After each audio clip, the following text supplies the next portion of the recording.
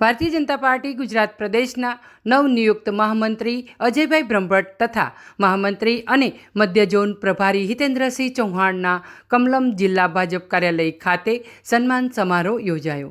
આ કાર્યક્રમમાં ખેડા જિલ્લાના રાજ્ય સરકારના મંત્રી સંજયસિંહ મૈડા, ભાજપ પ્રમુખ નૈનાબેન, જિલ્લાના પ્રભારી કુશળસિંહ, સાંસદ દેવુસિંહ ચૌહાણ, નડિયાદના ધારાસભ્ય પંકજભાઈ દેસાઈ સહિત તમામ ધારાસભ્યો, અમૂલ ડેરીના chairman Shobhesinh, vice chairman Vijaybhai, કેડીસીસીના ચેરમેન તેજસભાઈ, ભાજપના અગ્રણી નેતા અને પૂર્વે સાંસદ ડૉક્ટર કેડી જેસવાણી સહિત ખેડા જિલ્લાના ભાજપ સંગઠનના અગ્રણીઓ અને મોટી સંખ્યામાં કાર્યકર્તાઓ ઉપસ્થિત રહ્યા હતા।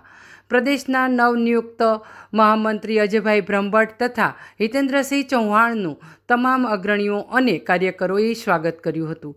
જગદીશભાઈ વિશ્વકર્માના પગલે ચાલી તમામ અગ્રણીઓને બંને મહામંત્રીઓને પુસ્તકોની ભેટ અર્પણ કરી હતી।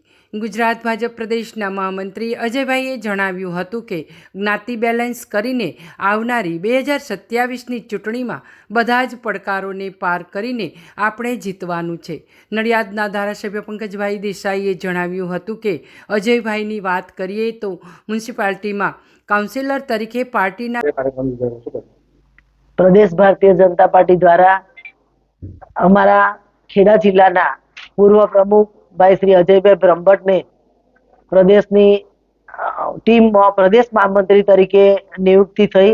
બીજા એવા સુરેન્દ્રનગર જિલ્લાના ભારતીય જનતા પાર્ટીના પ્રમુખ હિતેન્દ્રસિંહજી ચૌહાણ, એમની પણ પ્રદેશના મહામંત્રી તરીકે નિમણૂક થઈ, જેઓને ખેડા જિલ્લાના મધ્ય ઝોનના ઝોન પ્રભારી બનાવ્યા, જેથી ખેડા જિલ્લાના ભારતીય જનતા પાર્ટી પરિવાર વતી બંને મહામંત્રીશ્રીઓનો સન્માનનો અભિવાદનનો કાર્યક્રમ રાખવામાં આવ્યો।